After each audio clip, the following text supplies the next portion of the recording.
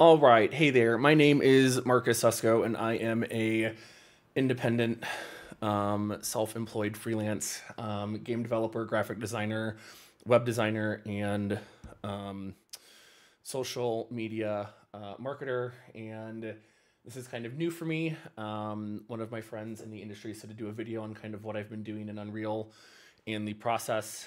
And so I will go ahead and do that.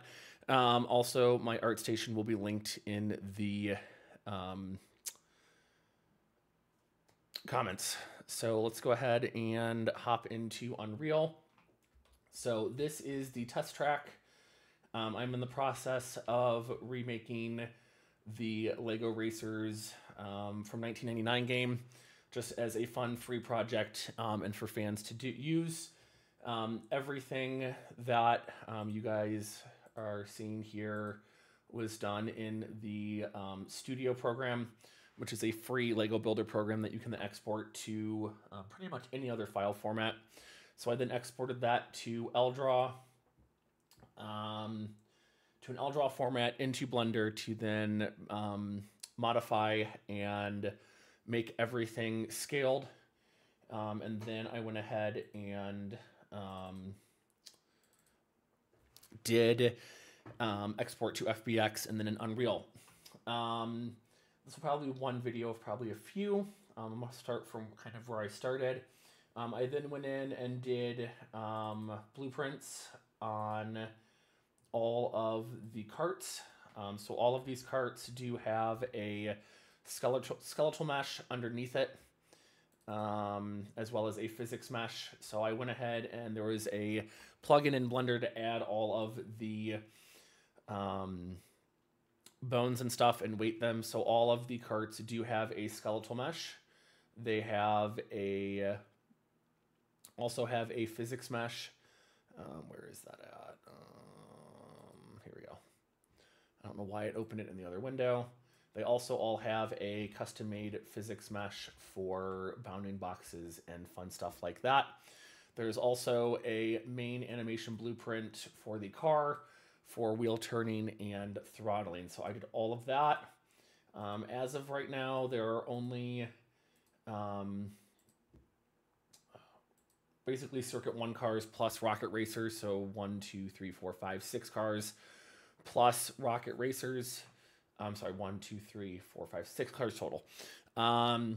And so what I went ahead then and did is I used the track and spline actors in the landscape in Unreal to go ahead and have the roads set up how they should. So there is a track layer right here, which does all of that. I then wanted to start with the track counter and all of that. So that is going to be basically in every start line. There is going to be a blueprint for when you overlap to basically keep the update the laps completed. There's also some sequence nodes here I need to go through and actually clean up this just a little bit. She's a little messy. And then basically update the laps. And then it's going to check if the race is complete to see if it is the end of the race. We also have over here when the game starts to set the vehicle as a variable so it can track that, as well as the lap counter. So this is going to update the laps and keep everything in the UI. It's also going to change it to a format for the lap number and lap number there. So then I was like, okay, let's go ahead and checkpoints. Checkpoints are broken right now. I accidentally did something. I'm trying to figure out what happened, but the checkpoints are just visual right now. They were working in the UI, and it broke. So I'm trying to troubleshoot that today. But I then went in and wanted to make sure that there were power-ups as in the original game. Let me go ahead and find that really fast. Track, race start, power-up data. So there is a blueprint for a parent class of All of the power-ups. This is a Niagara system that I went ahead and made. So let's go ahead and it's just the, why is it going in the other side? So this is an example of the blueprint for, it's Unreal's being really buggy right now. So here is some of the Niagara particle systems that I did. I wanted to keep the original feel of the original game, so it is it's one stud, and then you can change the trail and all of that good stuff. So this is just the base. This bounding box is also going to be the pickup box. And the event graph, all of them just have this where it's going to cast to the vehicle advanced pawn. All of the carts as well have a parent class of the vehicle advanced pawn. And speaking of power-ups, I can go ahead and go through this really fast. So I went ahead and added stuff to the viewport, the main UI widget, camera control, and the movement.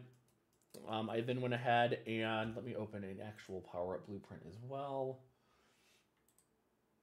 Let's do the shield power-up one. Come on. There we go. So the shield power-up then has activate shield or activate whatever power-up it's going to be. There's 4 separate ones: projectile, shield, hazard, and boost. And then so destroy the actors. So if you come over here to activate shield, the first thing it's going to do is activate it. Power-up is always set to false, so it's not basically making this true every time. So the variable of power-up. And then switch. I use enumeration for this. So there is a enumeration power-up type for every power-up in the game that just made the variables and doing this a lot easier. My background, I was back in school. I have a bachelor's degree from Indiana University in business administration, 10 years graphic design experience, about 6.5 in marketing. I was back in school for game development, and I was not doing anything that was teaching me anything like this. So I do have basic Python and basic C++ skills, which did come in handy when doing this. So basically when it's activating the shield, it's seeing if it has a power-up, current level of the power-up. There is a power-up. When you run over it, it's going to upgrade your power-up. And then pretty much setting it to the string to the screen. This is also kind of for all of them. Again, it's checking all of this. Input action use power up is left shift. So when you press, it will not activate until you have left shift. And then again, it is going through all of color coded. So projectile, shield, hazard, and boost. For the shield, there is some extra code here. If it gets taken damage, so if anything hits it, right, it's shielding you from damage, it will then remove shield to the custom event. And pretty much it's saying the cart is no longer shielded, no longer has a power up. And then all of the durations are per shield. I could have done a variable for that, but it was easier just to hard code it in. The only projectile power up that technically works right now is the lightning. So here's the lightning one. Again, all of these are VFX for right now. Where is the lightning one? So here is the, yeah, come on. All right, so there's the lightning one, which extends pretty far out from the cart. The shield ones are also fully done for right now. So here is the base force field. I don't know why it keeps putting up in the second window. It needs to stop doing that. So right here it is. There is the shield power up.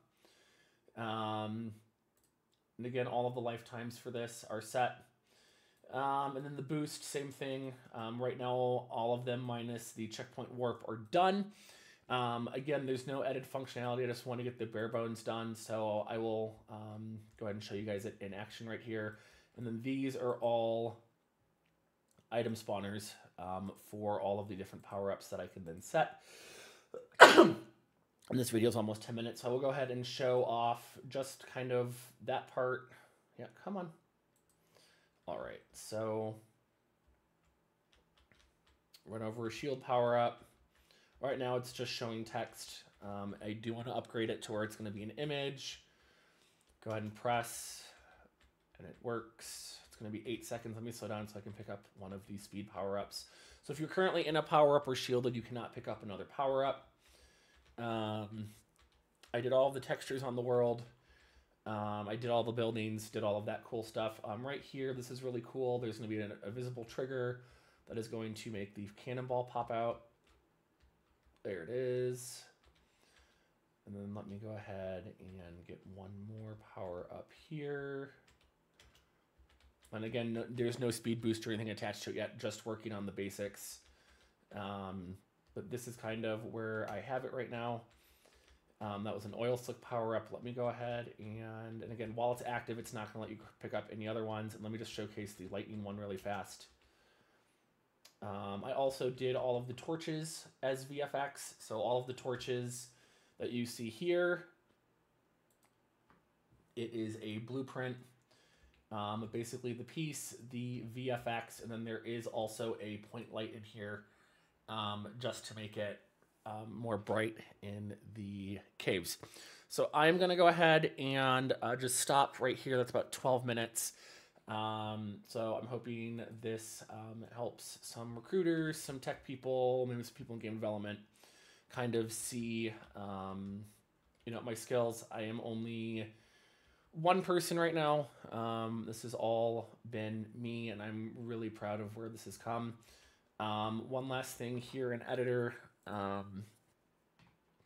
This is going to be swingable to knock the cart. I need to figure out how to do the physics on this. And anywhere that is brick built will eventually be able to get out of the car and have hidden collectibles in here.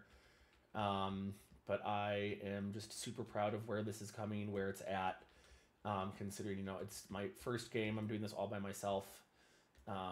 So I hope you guys enjoyed the video, and look forward to the second one.